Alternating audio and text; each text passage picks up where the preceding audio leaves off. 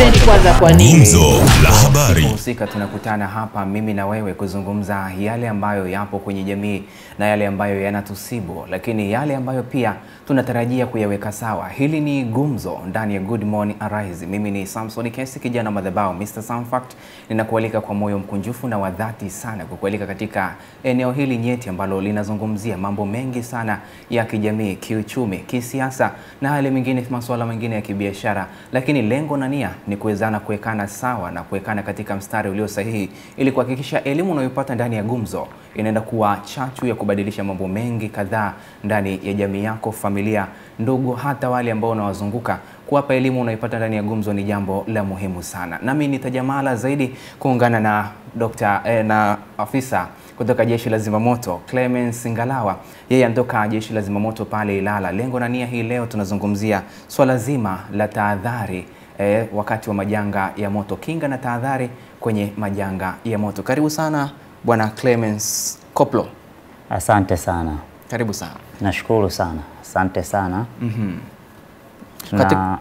Katika kuelekea hili swala la kinga na tahadhari kwenye Jeshi la Zimamoto na Uokoaji, ni kitengo muhimu ndani ya serikali ambacho kinahusika moja kwa moja kwenda kuhakikisha kwamba wananchi wanapata elimu, lakini pia wanapata ile fursa ya kujua nini ambacho wanatakiwa kukifanya yanapotokea majanga ya moto. Moja ya kitu ambacho kinaweza kumrudisha mtu nyuma kimaendeleo ni pamoja na majanga hususan ya moto. Mtu kuunguliwa nyumba, kuunguliwa ofisi, kuunguliwa eneo la biashara, linaweza likamshusha na kumuondosha kabisa kwenye ramani ya upambanaji. Nyinyi kama Jeshi la Zimamoto mnahusika moja kwa moja kwa kiasi gani kuhakikisha kwamba haya majanga yanakuwa tena ni historia, si sehemu ya maisha ya Mtanzania? Ndiyo, sisi kama Jeshi la Zimamoto na Uokoaji katika majukumu yake ya msingi pia ikiwepo na utoaji wa elimu. Kwa hiyo katika utoaji wa elimu pia tunahusisha kuchukua tahadhari na kinga juu ya majanga yatokanayo na moto. Sasa ili mwananchi aweze kuchukua tahadhari juu ya majanga yatokanayo na moto, kwanza atakiwa utambue moto ni nini. Moto unasababishwa na nini? Sasa akishatambua hivi, kujua moto ni nini, unasababishwa na nini, hapo mwananchi kwake inakuwa rahisi kuchukua kinga na tahadhari. Kitaalamu wanasema moto ni mgongano endelevu wa kikemikali unaojumuisha vitu vitatu vilivyokuwa katika uwiano sawa. Hivi vitu vitatu vinavyokuwa katika uwiano sawa vinasababisha moto. Na hivi vitu vitatu ndio vinaitwa mahitaji ya moto. Hivyo ili moto wake panahitajika pawepo na chakula cha moto, yani kile kitu kinachoungua. Lakini pia ili moto wake panahitajika pawepo na hewa safi ya oksijeni. Na cha tatu, ili moto wake panahitajika pawepo na joto.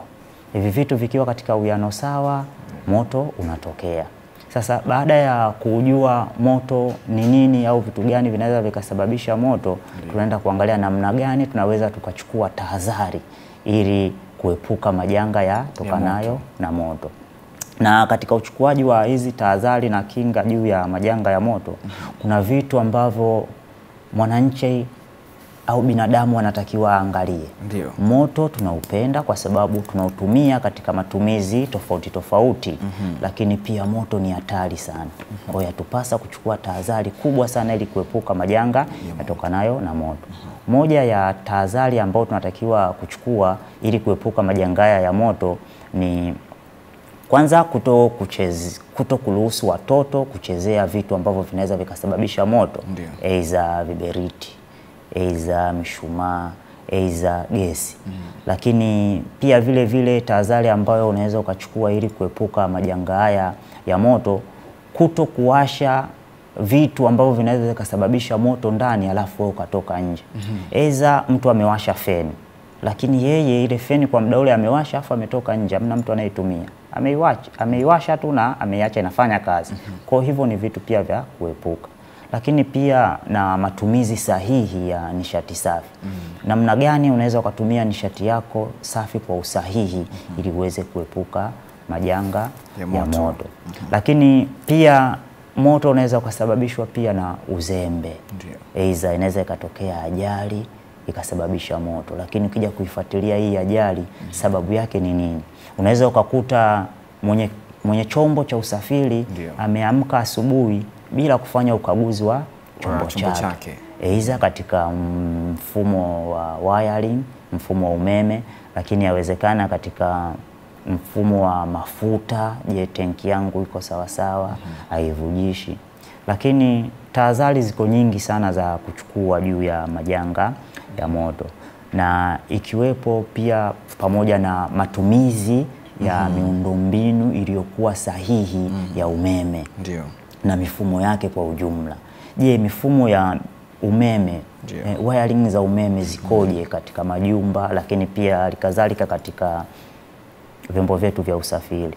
Kwa hizo zote ni tahadhari za kuchukua. Mwenye chombo cha usafiri anapaswa kila siku aweze kukagua chombo chake, kukiangalia kina usalama gani. Lakini pia na majumbani katika mifumo ya wiring na matumizi ya vifaa vyake. Lakini pia vile vile na tahadhari nyingine inatakiwa kuchukuliwa zaidi, kuwapa elimu. Wazazi wasisite kuwapa elimu watoto. Kama vile Jeshi la Zimamoto na Uokoaji tunavyozidi kuisukuma elimu hii ya moto, namna gani tuepuke majanga ya moto. Kwa sababu madhara yake ni makubwa sana endapo moto utatokea.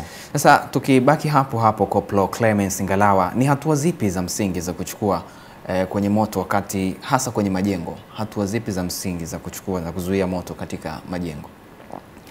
Sasa hatua za msingi za kuchukua katika majengo ni jukumu moja wapo pia la Jeshi la Zimamoto, kwa sababu linafanya ukaguzi katika hayo majengo.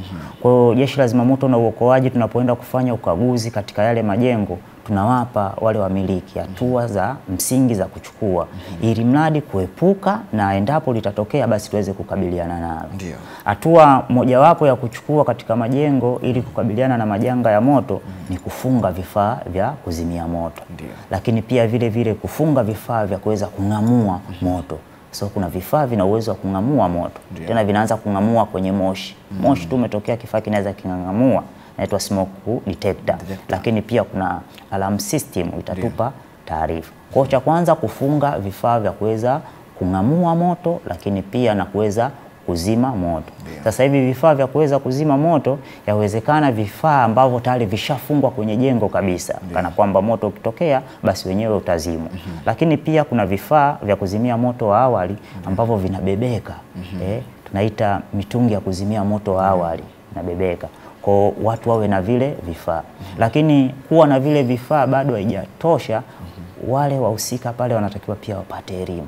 Kwa hatua nyingine au hatua kubwa zaidi ni namna gani ya kuwapa elimu ya kuweza kutumia vile vifaa ambavyo vimefungwa kwa ajili ya kukabiliana na majanga ya moto. Ndio.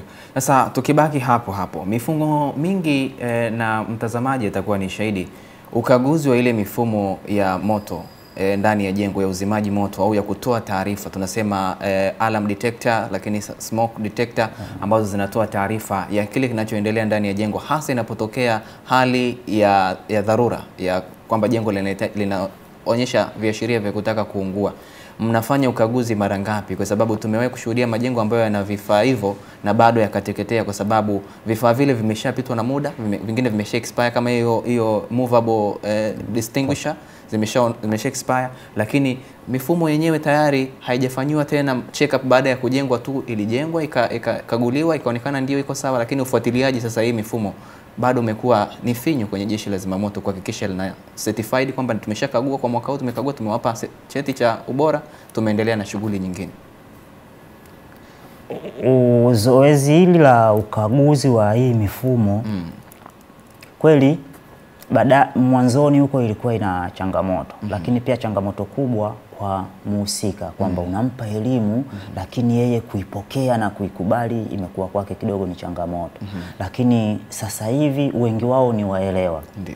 Kwa hiyo tunapoenda kufanya huko ukaguzi, wale ambao mifumo yao imekuwa chakavu wanapewa ushauri, na kwa kuwa wanajua madhara au majanga tokanayo na moto namna gani anaweza kuathiri upande wa uchumi au afya, inawezekana pia hata uhai kabisa. Kwa hiyo mwitikio umekuwa mkubwa, watu wanapokea, wanabadilisha ile mifumo. Lakini hata wale wasiokuwa na mifumo pia wanafunga mifumo. Lakini kupitia hii elimu ya Zimamoto na Uokoaji juu ya kinga na tahadhari ya majanga ya moto, watu pia ramani zao sasa hivi kabla ya kujenga wanaleta Jeshi la Zimamoto na Uokoaji ili mradi aweze kupata ile elimu na kushauriwa katika jengo lake ili liwe salama juu ya majanga ya moto, anatakiwa afanye nini. Kwa hiyo mwitikio umekuwa mkubwa sasa hivi na watu wanaleta mpaka ramani. Hajaanza kabisa kujenga lakini analeta ramani ili mradi aweze kushauriwa, kwa jengo langu hili natakiwa niweke miundombinu gani ya kuweza kukabiliana na majanga yatokanayo na moto. Kabla tujaingia pia kwenye hiyo miundombinu ulioizungumzia hapo na vifaa vya uzimaji moto, kuna namna pia mnawashauri aina gani ya material ya ujenzi, hususani tunasemea roof, mfano paa ile tunasema kuna gypsum board, kuna masuala mazima ya ceiling board, lakini pia kuna aina pia ya material, labda hata rangi ambazo zina kwenye masuala ya moto zinakuwa ni vichochezi. Mmekuwa mkitoa elimu hiyo au tunaishia kwenye vile vifaa tu ambavyo Jeshi la Zimamoto nayo inatumia kwenye uokoaji au uzimaji wa moto? Kwenye namna ya ujenzi tu wa zile nyumba, material sticky, tuseme vitu vinavyotumika kwenye ujenzi ambavyo vinaweza kushawishi kuendeleza linapotokea janga la moto kuzidisha zaidi, huwa mnawashauri wakati wanaleta hizo ramani kwamba na namna gani watumie aina ya vitu ambavyo vitakuwa si rafiki kwa moto? Anapoleta ramani yake pale inapokuja kukaguliwa, manake pia anashauriwa ili kuchukua tahadhari juu ya majanga ya moto. Kwa hiyo atashauriwa kama hivyo ulivyosema ndugu Samsoni kakaangu, kwamba kwenye upakaji wa rangi unatakiwa upake rangi ya aina gani ndani. Kwa sababu kuna rangi ya mafuta, kuna rangi ya maji. Rangi ya mafuta inakamata moto kwa haraka. Kwa hiyo akileta ramani yake pia anashauriwa kwamba ndani usipake rangi ya mafuta. Lakini pia vile vile katika ujenzi pia tunamshauri asiweke vyakula vingi sana vya moto. Watu walikuwa wanajenga nyumba lakini hii dari wanaweka mbao. Sasa hivi watu wametoka huko, sasa wanaweka gypsum. Kana kwamba kama moto utatokea, lile gypsum wenyewe ina uwezo wa kuzima ule moto. Kwa hiyo ushauri huo wanapewa juu ya material ambayo wanatakiwa wayatumie. Yes. Kwa ushauri unatoka vizuri. Mtazamaji, tuko na Koplo Clemence Ngalawa kutoka Jeshi la Zimamoto Ilala akitupitisha juu ya tahadhari na kinga za majanga ya moto. Mimi ni Samson Kesi, hili ni Gumzo ndani ya Good Morning Arise. Endelea kusalia nasi sababu yapo mengi tunahitaji kujifunza kutoka kwa Koplo Clemence Ngalawa. Koplo, utakuwa ni shahidi kuwa majanga ya moto mengi pia yanasababishwa na urembo. Mfano majanga ya moto kwenye vyombo vya usafiri, kuna namna ambavyo wanasema kupimpu magari, kuyapimpu, kuyaongezea nakshi, na kusababisha saa nyingine inapotokea hitilafu hata ya ule umeme wa gari, nasema wiring, car wiring ya umeme, mfumo wa umeme wa gari inasababisha zile gari kuwaka moto. Kwa kiasi gani sasa mmewafikia elimu? Sababu tunaona vijana wengi pia, moja ya kitu ambacho wanapenda ni ndinga, kudrive. Na moja ya kitu ambacho pia kinasababishia ajali nyingi pia ni vyombo vya moto. Namna gani ambao mnawashauri urembo wa vitu vya kuzingatia wakati wanahitaji kubadilisha urembo au uonekano wa gari, hasa katika maeneo ya ndani ya gari? Kwenye upande wa magari, namna ya kuchukua tahadhari au kinga tunawashauri. Na uzuri Jeshi la Zimamoto na Uokoaji tunakagua magari. Kwa hiyo watu wanaleta magari yao pale kwa ajili ya kukaguliwa. Kwa hiyo gari lake likifika pale kwa namna lilivyo na jinsi linavyoonekana, basi atashauriwa namna bora ya gari lake liwe ili aweze kuepuka majanga ya moto. Kuna baadhi ya vitu vingine kwenye gari sio lazima kuwepo. Kwa vile vitu ambavyo sio vya lazima na unaona kabisa kitu hiki kina uwezo wa kusababisha moto. Tena hapo afande, kuna magari ambayo yanakuja manufacturer au mtengenezaji aliyetengeneza katika muonekano ambao au katika namna ambayo haliwezi kuleta janga lolote. Tunasemea kuna traffic siku tukimwalika pia kuna ile kunyanyua gari. Lakini sisi tunasemea kwenye masuala mazima ya urembo ambayo yanaweza kusababisha moto. Mfano kufunga music system tofauti na ile ambayo imetoka kwa manufacturer. Kuongeza vitu ambavyo havikuwa ndani ya gari lile. Saa nyingine inaweza kusababisha overheat. Hilo unalizungumziaje? Na namna wakati mnakagua mnawashauri vizuri au ndo pale anakuambia huwezi kumpangia mtu na hela yake?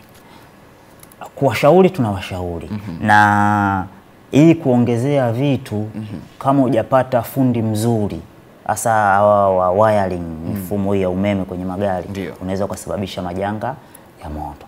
Kwa hiyo huwa tunawashauri kwamba gari lilivyokuja, kama unataka kubadilisha mfumo au system, basi uende kwa mafundi sahihi. Kwa sababu kweli wako mafundi wanaofanya kazi vizuri, lakini wengine hawafanyi kazi vizuri.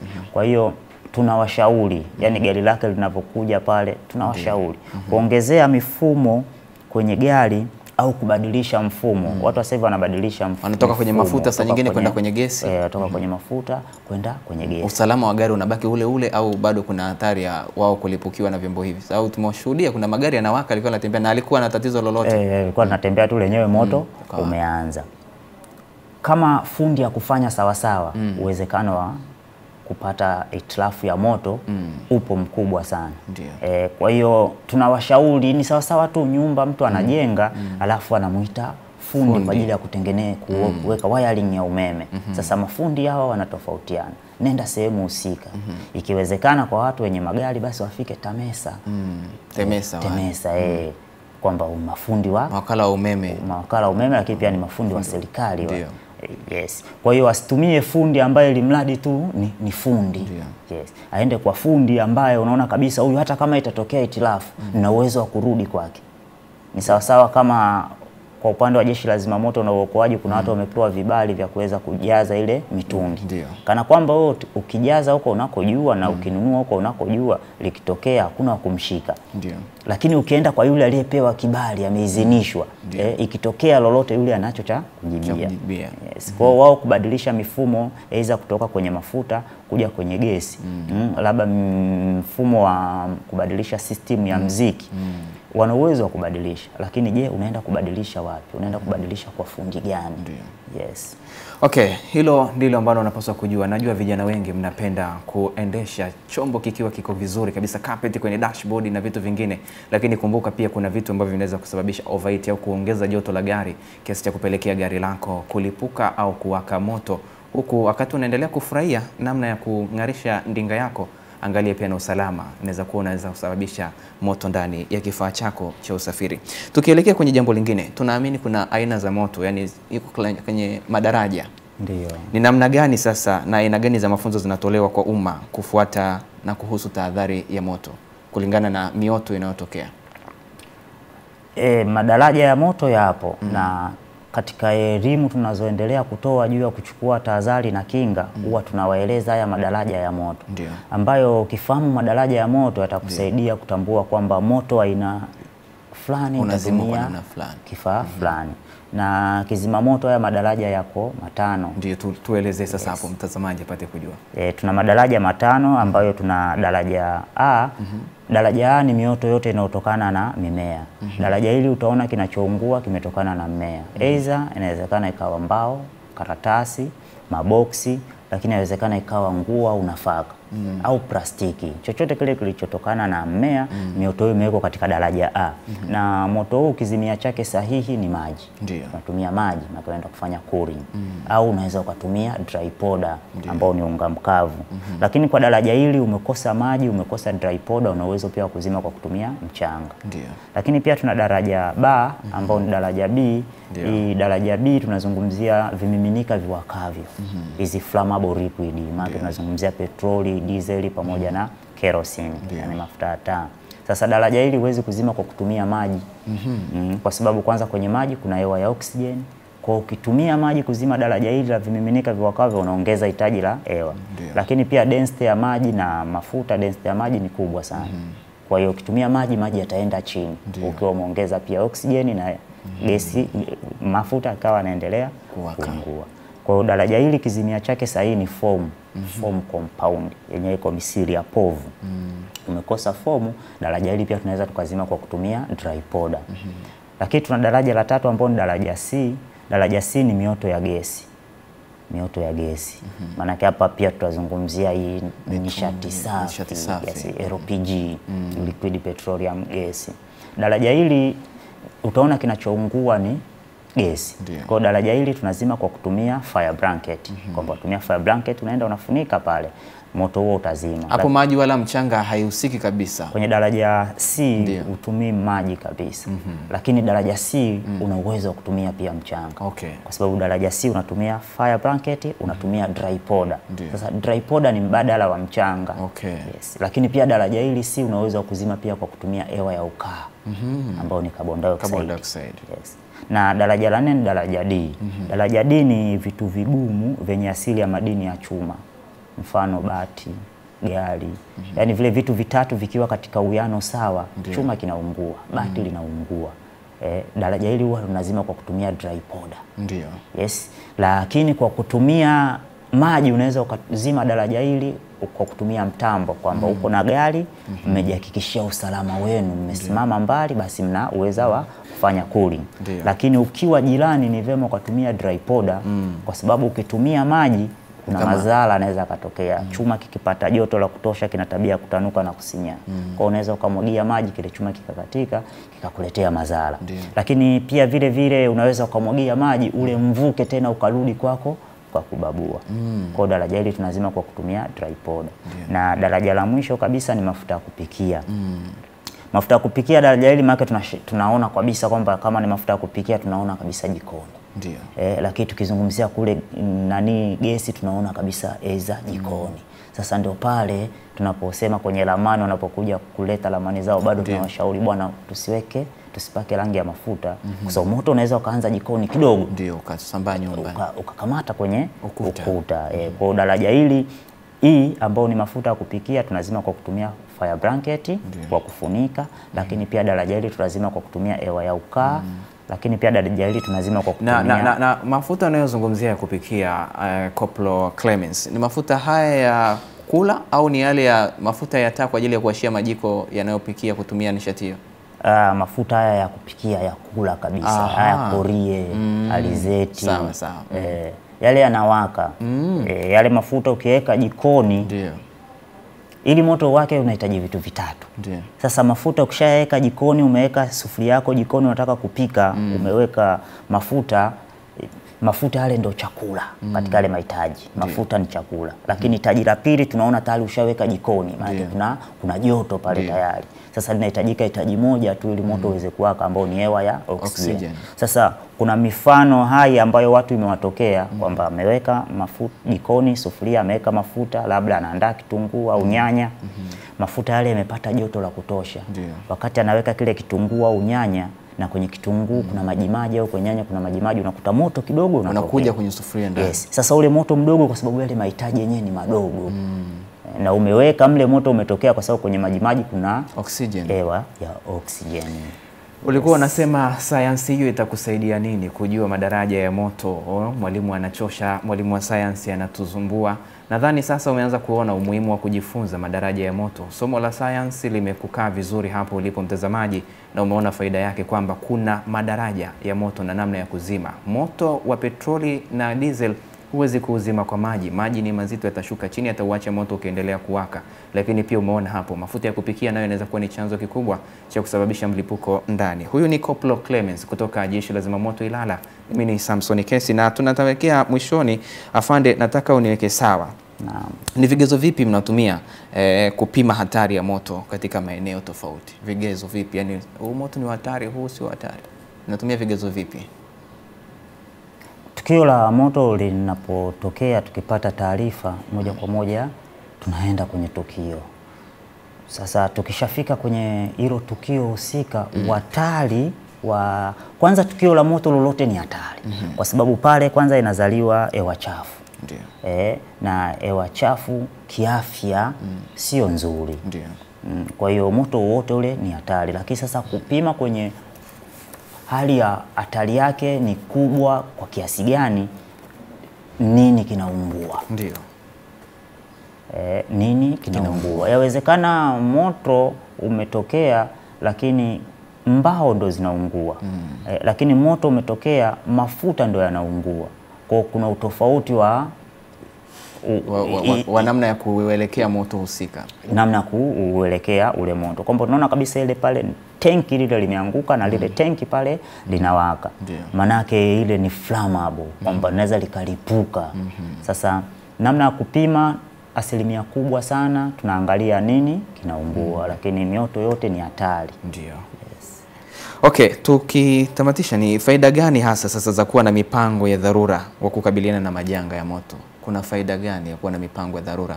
Lakini pia utatuambia Jeshi la Zimamoto kwa sasa, hasa katika mkoa wa kipolisi Ilala mnaotoka wewe, kwa namna gani sasa mmeweza kuwa chachu ya kuhakikisha kwamba ndani ya manispaa ya Ilala na ndani ya jiji la Dar es Salaam mioto ambayo inaepukika basi inaepukika haraka kuliko kuacha maeneo kuteketea. Lakini pia uharaka wa kufika kwenye matukio, mtatuambia kwa kiasi gani sasa hivi mmejipanga. Vifaa vya kisasa tumeona kwenye baadhi ya nchi wakitumia mavifaa mengi ya kisasa. Je, kwenye jeshi letu la zimamoto kwa kanda hii ya Dar es Salaam, nyie mna vifaa hivyo na mna uhakika wa moto wa aina yoyote, uwe ni wa ghorofa 50?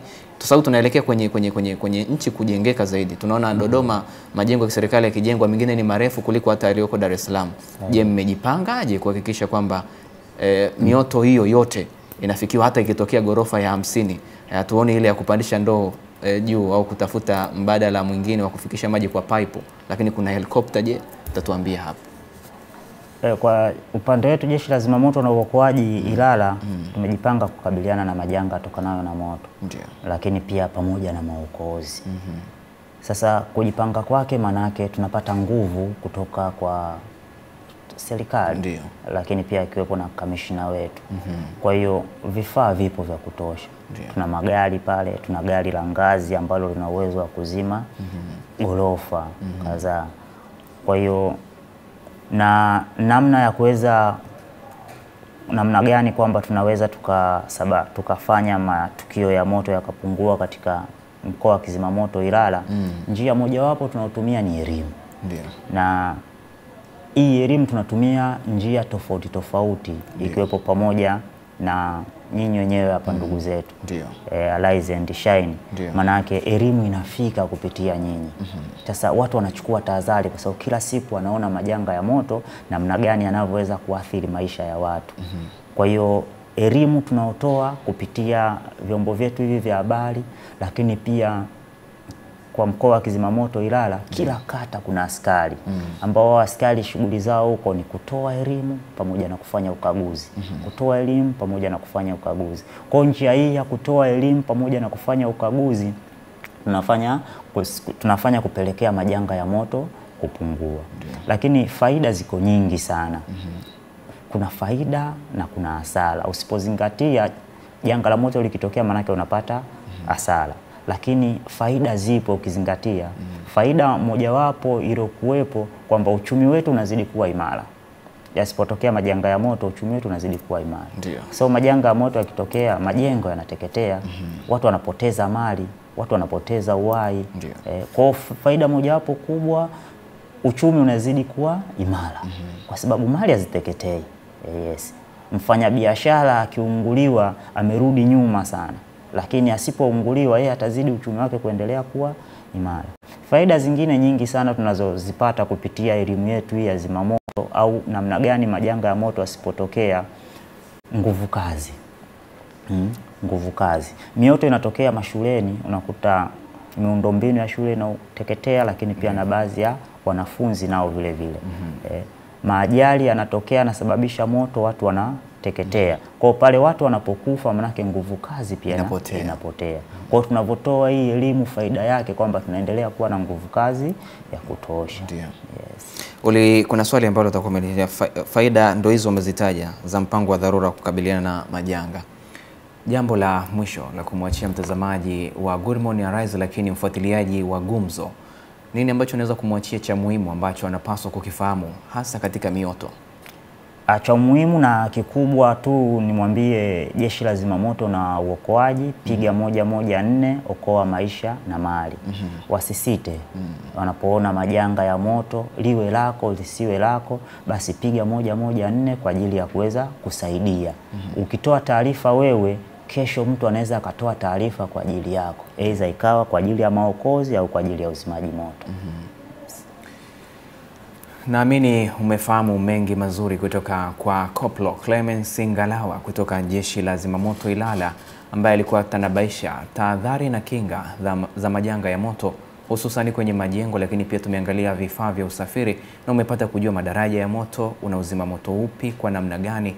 Naamini umeongeza kitu kwenye ufahamu uliokuwa nao juu ya moto kwa siku hii ya leo. Anafuata hapa Lightness Jerry kwenye nguvu ya madhabahu, lakini kumbuka kipindi hichi kinakwenda mpaka majira ya saa 3 kamili za asubuhi, lakini pia atakuwepo Rambegeze tena kwa ajili ya game time kujua yale yaliyojiri kwenye michezo. Leo Simba inacheza. Wewe ni mshabiki wa Simba? Mimi ni mwananchi lakini leo ndugu yangu simuombei mabaya. Okay, wewe ni mwananchi lakini unaiombea nchi mazuri. Ni mwananchi lakini huyu ni mwananchi anayeiombea nchi mazuri kutokana na mtani wake leo akicheza pale katika viunga vya Benjamin Mkapa. Wima kuhakikisha kwamba unaiombea nchi yako, sababu anaiwakilisha amebaki mmoja, Simba Sports Club. Lakini pia kwa shukrani zangu za dhati zimwendekee director wangu Collins ambaye amehakikisha mimi na wewe tunaonana kwa uang'avu mkubwa, lakini pia mwandaji Deborah Harold alihakikisha kwamba yote yanakufikia mezani salama. Mimi niseme sina la ziada, lakini kikubwa hakuna dawa ya moto ni moto. Dawa moto maji. Dawa moto maji.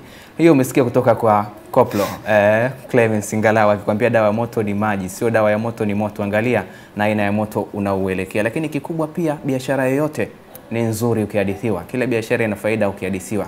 Kikubwa jaribu kuingia. Utamu wa ngoma anaijua aliyoko ndani ya ngoma, sio alio nje ya ngoma. Uwe na asubuhi njema na siku njema isiyokuwa na bugdha. Mimi ni Samson Kesi, kijana madhabahu. Where are you?